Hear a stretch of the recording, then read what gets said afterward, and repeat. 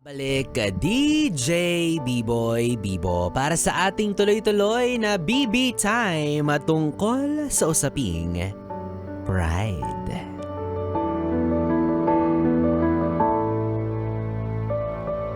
Yes, friend, ikaw ba ay naniniwala sa kasabihan na ang pride ay sabon at hindi dapat ginagamit sa relasyon? Kaya naman, hi, hello po sa mga yes friend natin na nakikinig ngayon na aminado't masasabi na mahilig sila sa fried rice, sa fried chicken. Wow, may singit. Kaya pala, favorite ko rin kasi yun. Kaya pala ganito rin yung ugali ko. Ay, totoo ba yun? Sabi nila kapag nakalunok ka raw ng pride, matik magiging ma-pride ka. Ay, buti na lang hindi bumula ang bibig. Ay nako, pero seryosong usapan, yes friend. Kung tatanungin kita, kung i-assess mo ang sarili mo sa mga oras na ito, aminado ka ba na mataas ang pride mo? Aminado ka ba na ikaw yung klase ng tao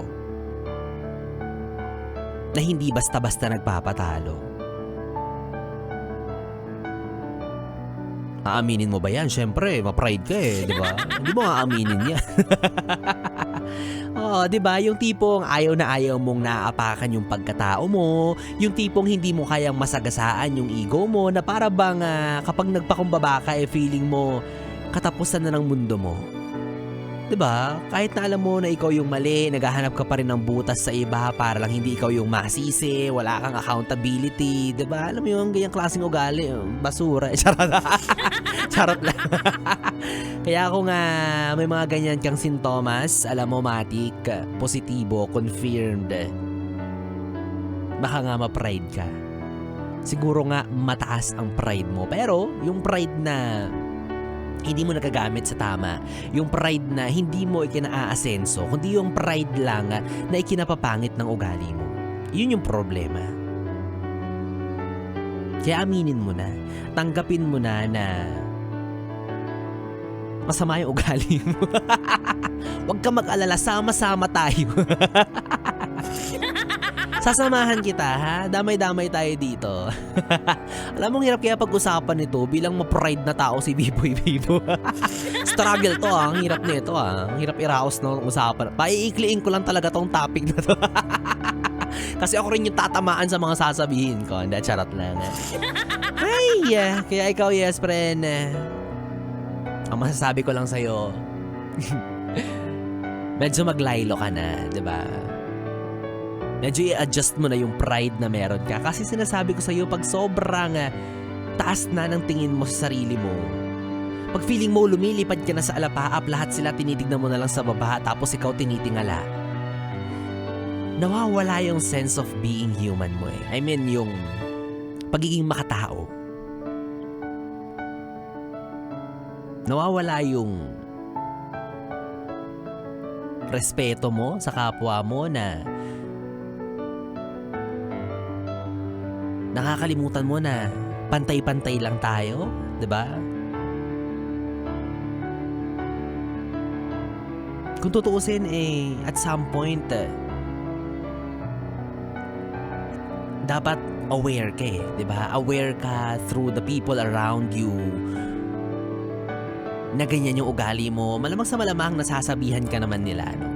But since you have that pride in your heart or in your mind, nahihirapan kang mag-adjust at hindi mo yun matangkap. Alam ko naman na hindi mababago yung ugali mo overnight, 'di ba? Hindi mababago yung ugali mo dahil ang sinabi ni B-Boy Bibo, dahil lang sinabi ko sa'yo na magbago ka, mag-adjust ka, maglaylo ka. Alam kong hindi. But this is just for you to be aware na baka meron kang ugali na mapagmataas at laging namimintas. 'Di ba? Kasi baka lang hindi ka aware, baka lang hindi mo alam, may naaapakan ka na palang iba na ang taas-taas ng tingin mo sa sarili mo tapos etsapuera sila, 'di ba? Well, sige, benefit of the doubt. Sabihin na natin na lahat naman talaga tayo, lahat naman ng tao ay sinilang na merong pride. Sabihin na natin nakalakip naman talaga natin yan bilang isang nilalang. Dahil yan yung maituturing nating dangal natin, dahil yan yung pagpapakita ng pagmamahal sa sarili. To be honest, lahat naman talaga tayo merong ganyan at dapat merong ganyan. Pero sa katotohanan ng buhay, sadyang may mga nasosobrahan sa paggamit nun. Masyadong feel yung abilidad na makaramdam ng pride. 'Di ba sa pagkakaroon ng pride, kailangan mong i-balance. Yung pride ba na ito ay makabubuti sa akin at sa mga tao sa paligid ko? O yung pride na to, ito yung magpapapangit ng image ko at makapanghahamak sa mga tao sa paligid ko, 'di ba? You have to assess. And speaking of mga taong mataas ang pride, para sa kanila, lamang yung pagiging matigas. Lamang yung pagiging masyadong mapagmataas. Yung pagiging matikas na dapat maangas ako at all times, dapat mataas yung tingin nyo sa akin, dapat dominante ako, dapat tingalain nyo ko. Hindi pwedeng vulnerable ako, hindi pwedeng mag-a-adjust ako sa inyo, tapos sa paningin ng ibang tao, kaawa-awa ako, ayaw nila yan, allergic sila dyan. Ikamamatay nila, promise. Ayaw nila ng ganun, yung paninindigan na yung isang bagay na kahit na alam nilang mali, yan yung mga gusto nilang gawin. Ipaglalaban pa rin nila, di ba? Kasi nga, ma-pride sila.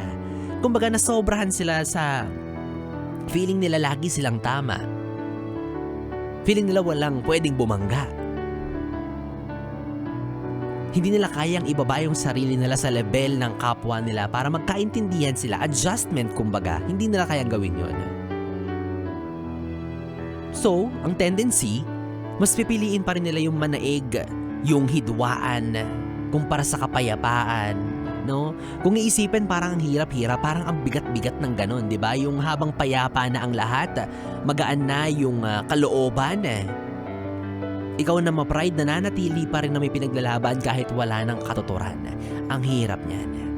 Kumbaga, wala ng kapararakan yung pinaglalaban mo, ikaw na lang yung nandyan, ikaw na lang yung may hawak ng armas kasi lahat ng tao sa paligid mo sumuko na, lahat nagpakumbaba na.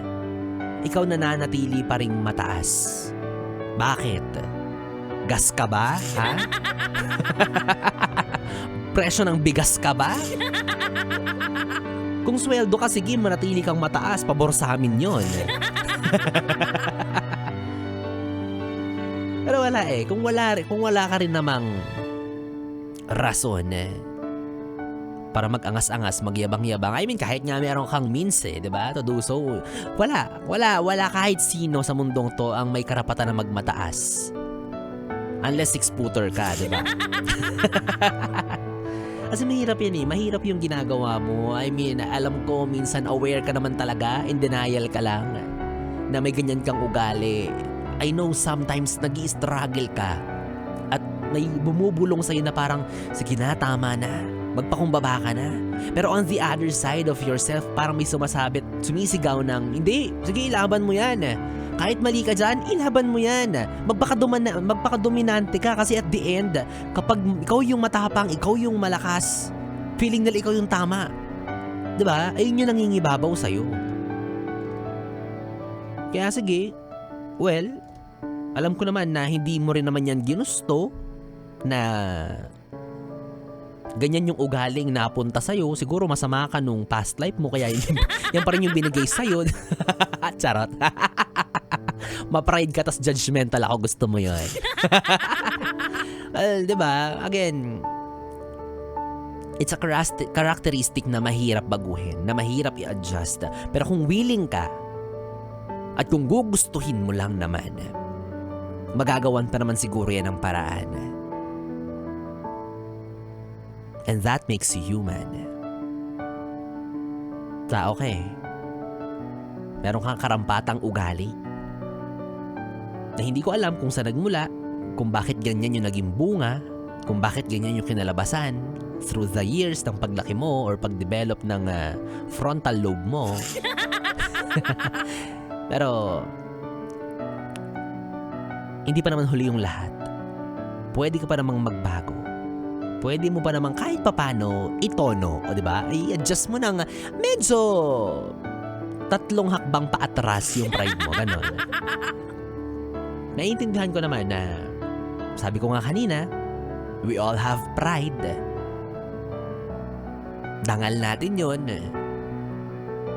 Pagkatao natin yun. Puri natin yun. Kaya gets ko na may pagkatao kang pinoprotektahan, may dangal ka na iniingatan, may prinsipyo kang ipinaglalaban at may punto kang pinaninindigan. But then again, hanggang kailan yan? Gaano kataas yung mararating yan? Para saan yan? Worth it ba yan? Hanggang kailan mo yan ipaglalaban? Tanungin mo yung sarili mo. Tama pa ba yung pinaglalaban mo? May patutunguhan bang maganda yan para sa'yo? Worth it ba na pabigatin yung nararamdaman mo sa isang bagay na sinasabi mong pinaninindigan mo? Na sinasabi mong prinsipyo? Kasi kung hindi na, tama na, diba? Magpakumbaba ka na, mag-adjust ka na, wala nang kalaban, ibaba mo na yung sandata. Kasi para sa'yo rin yan diba? Halimbawa, medyo palyado yung pananaw mo tungkol sa, alam mo na, mga bagay-bagay sa buhay. At marami rin nagsasabi sa'yo na wag ganyan. Baguhin mo yan, i-adjust mo yan. Yes, I know, dapat hindi ka dinedefine ng ibang tao, dapat hindi ibang tao ang magpapabago sa'yo, kundi sarili mo. Pero sometimes you have to listen to the feedbacks.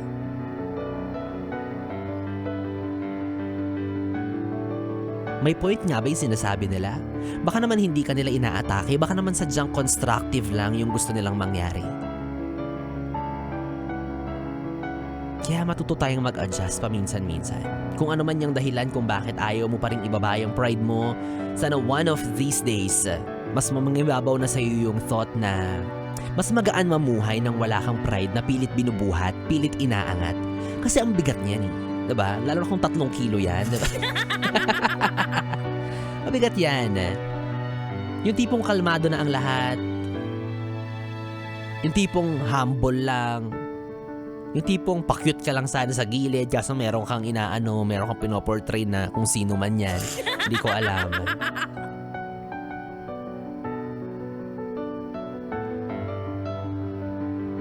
Mahirap yan. Day by day, kailangan mo mag-portray ng isang pagkatao na laging malakas. Hindi naman ganoon ang buhay, di ba?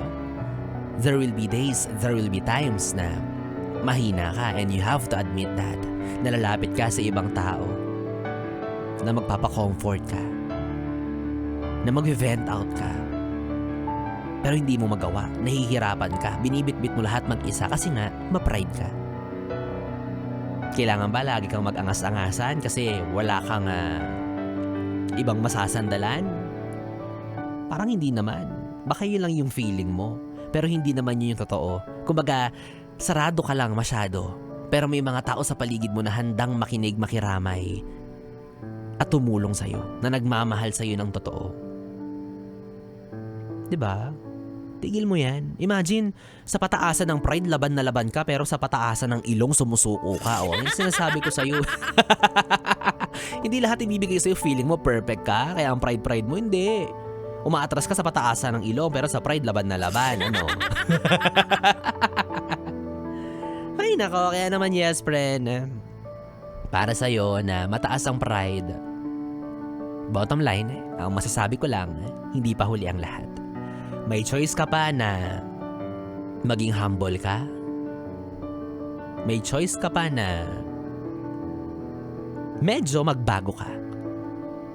Hindi naman sinasabing kabawasan yung mangyayari sa pagkatao mo, di ba? Kapag nagpaka-humble ka, o hindi naman kaya binaba mo yung sarili mo kahit papaano, kahit kaunti, kahit katiting, hindi mo yan magiging kabawasan at hindi yan magiging simbolo ng kahinaan. Kumbaga, sinasabi ko lang is, may choice ka na pumili ng mga laban, 'di ba? May choice ka na panindigan na yung mga dapat mong panindigan, labaanan yung mga dapat mong labanan. Piliin mo, hindi lahat. Hindi lahat idadaan mo sa pride. Kaya believe talaga ako sa mga taong mapagkumbaba, yung mga humble, 'di ba? Yung para bang pinsan ni Mama Mary. Oo. Grabe yung kababaang loob, 'di ba? Yung pagka-humble na parang kahit suntukin mo siya pa magsusorry sa iyo. Kahit nakawan mo siya ng gamit mo, dadagdagan pa niya, bibilhan ka pa niya. 'Di ba? Yung regardless kung sila man yung tama o mali, basta inuuna nilang magpakumbaba. Ganun. Alam kong mahirap yun, pero let's do our best. Let's try our best to be that kind of person. Walang masama. I mean, yeah, baka maabuso ka. Yeah, takot ka na magmukha kang kawawa, but no. It's a kind of kindness na walang masasabi yung ibang tao sa'yo. Promise, maraming makikipaglibing kapag namatay ka. Kapag mabait ka. Oo, kaya mahalaga yan, di ba? Paturo naman, paano ba yan? Ay, nako. Anyways, alam mo, naniniwala talaga ako na may paraan pa yan, ha? Alam ko nga, gusto mo ring magbago, kaya huwag kang sumuko. Alam mo kung anong kailangan mo? Ha? All you need is pride. Yan.